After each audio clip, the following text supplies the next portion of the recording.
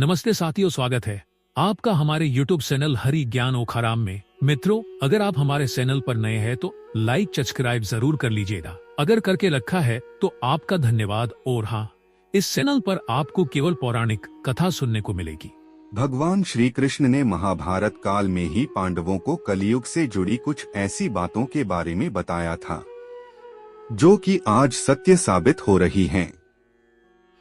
कलयुग में मनुष्य कर्म की बजाय फल की इच्छा पर ध्यान देगा। हिंदू धर्म में 4 युगों का जिक्र किया गया है, जिसमें त्रेतायुग, सतयुग, द्वापर युग और कलयुग हैं। इनमें से 3 युग समाप्त हो चुके हैं और अंतिम युग कलयुग चल रहा है।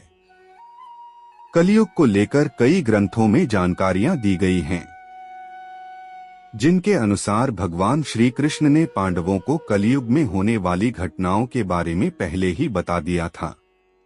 कलयुग को लेकर भगवान श्री कृष्ण ने पांडवों से कहा था कि इस युग में मनुष्य की स्मरण शक्ति धीरे धीरे कम होने लगेगी, साथ ही धर्म, सत्य और सहनशीलता भी कम हो जाएगी। यह बात आज वाकई सच साबित हो रही है।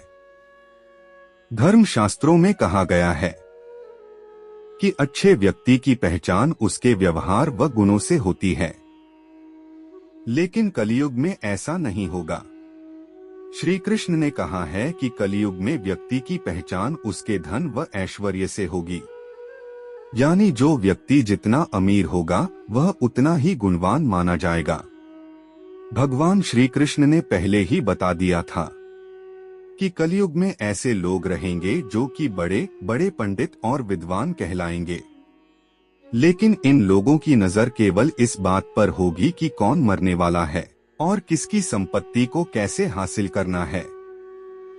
कलयुग में लोग शादी, विवाह, मकान, उत्सवों आदि में लाखों रुपए खर्च कर देंगे, लेकिन किसी भूखे को भोजन नहीं कराएंगे। कलयुग में कोई किसी के दुख में साथ नहीं देगा, बल्कि अपनी ही मौज मस्ती में व्यस्त रहेंगे।